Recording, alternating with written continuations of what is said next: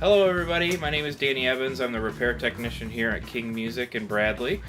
Today we're talking about trumpet cleans, why we want to do it, how we do it. Just want to give you an overview on what you're getting for your money. The first thing is this should be done once a year.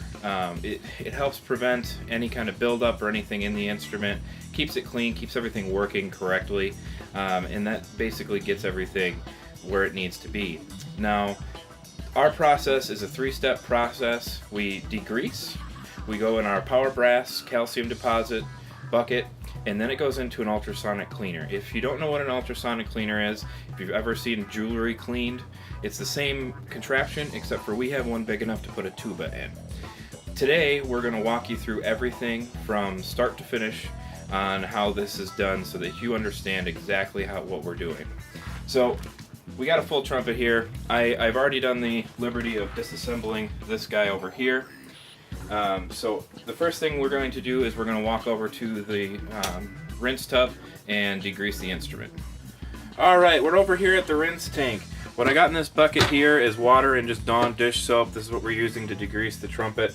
So what we're going to do is start by degreasing the valve casings, each individual one. And we're going to go through that on the whole horn in every slide tube throughout this process.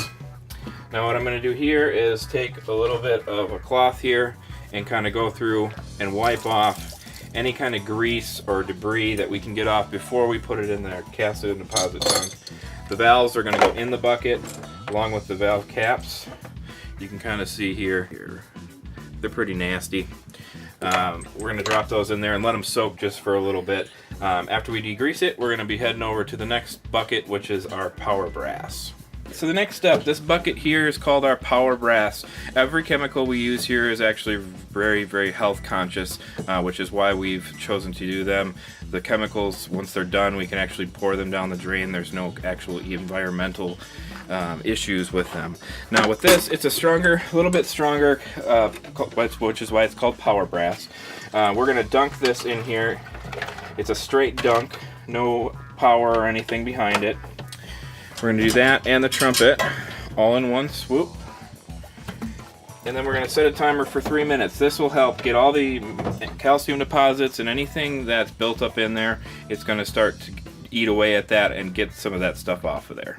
We just pulled everything out of the power brass. What we want to do is make sure everything is rinsed off. You want to, because if it stays on there, it mixes chemicals, and the mixing of the chemicals tends to make them not as proficient as they should be. So we want to rinse everything off as thoroughly as possible, and then we're going to head over to the ultrasonic tank, which is where all the magic happens.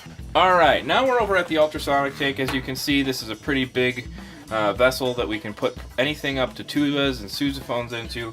This basket has got the trumpet, everything that we've got in here, you can see in there. What we're going to do is we're going to dunk it in here, turn it on with the power. You're going to hear a little buzzing, and we're actually going to take a video of the actual buzzing at work. What the ultrasonic does is that it sends sound waves back and forth throughout the instrument, and it basically rattles all of the junk and grease and ick that's in your trumpet. It gets it out of there. So we're going to set this in here, and then we're going to turn it on. And we're going to go like this for 3 minutes. Alright, so if you can see there where the valves are, those little clouds that are coming out of there, that's actually junk from the inside of your horn. You can see them kind of coming out there, those little clouds coming out of the valve casings. That is all the extra gook and yuck coming out of your horn, making sure that it's extra clean. Alright, now that we're out of the ultrasonic tank, we're going to do the same thing. We're going to rinse everything off. Make sure everything has got all the chemicals off of it. We don't want anything laying around and sticking to the horn. Now the next thing we do is something that every shop does, but it's something I do for a finishing touch, especially on our rental fleet and professional instruments. It's called the Texas Flush. Take this green goo looking stuff, it's Dawn and some pumice powder and a couple other things mixed in there. And what that does is we take it on a drill, just a real slow speed, and we go in each valve casing.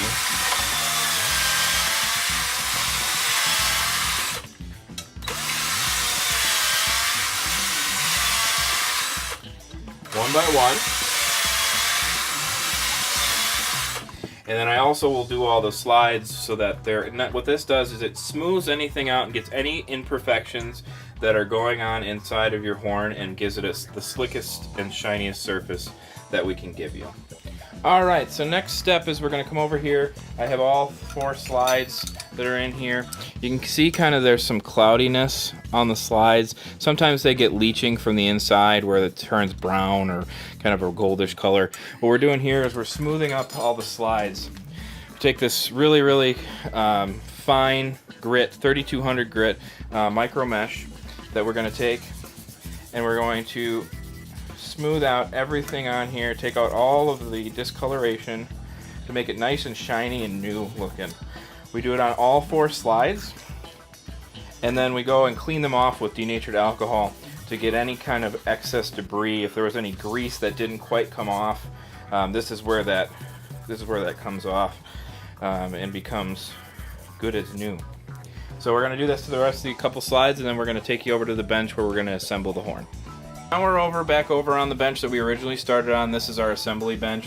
I do it in a couple different ways. We start usually with greasing, or with the kick slides we use a kick gel by Resilience Oils. This is stuff that we use and really like. They have a kick gel for those kick slides.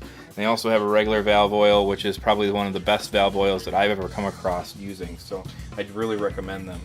So what we're going to do first is we're going to grease up our main tuning slide, which is also a Resilience product. Get those all nice and going. Now I do each individual tube one at a time. That way I can make sure that's nice and greased before we put the whole slide together, making sure that everything's aligned correctly. I always leave a little bit of space between because if the slides do freeze up at any time, whether it's because it hasn't been in a long time or it was in a some kind of flood or something like that, if I have a little bit of excess in here, I can knock those slides out or get the slides out a lot easier. So I'm going to do the second slide the same as the main. Now when we do the kick slides, like I said, we're going to use the gel. The gel I actually put on the inside of the outer tube. That way it's not just running out when we put it in. And move that in and out. That should move pretty smoothly for you. Same with the outer slides on the third slide. We'll do the same thing.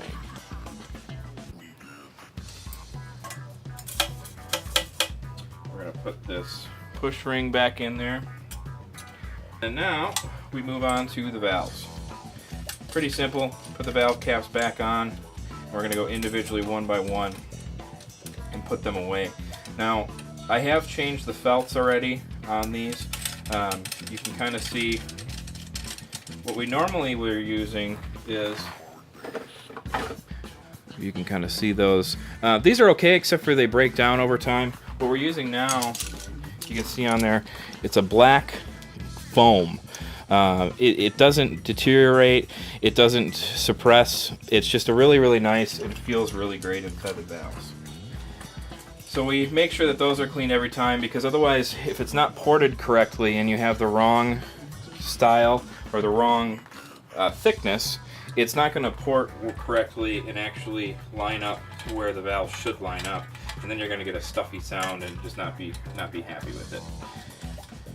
So we're going to go ahead and add all those to the valves. Final steps. I'm not going to play test this for you today, but we do play test every single instrument to make sure that it is in good playing shape and that it is sounding the way it should sound. The other thing we do is we take your mouthpiece and we take the ones that are not shiny, kind of dingy and whatnot, and we actually shine them up and re-shine them to where they should be nice and clean and ready to go.